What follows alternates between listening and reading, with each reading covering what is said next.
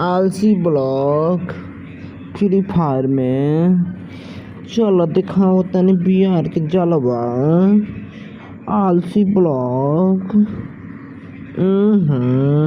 ई रहल चालू प्लेयर, ई रहल ट्रेनिंग ग्राउंड के फील्ड।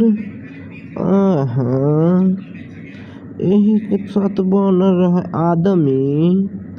ई रहल लड़की, हई देख लड़का मारतनी मुड़ी पर। हई देख ना, हई रहे मछरी उड़तिया डॉल्फिन तरे।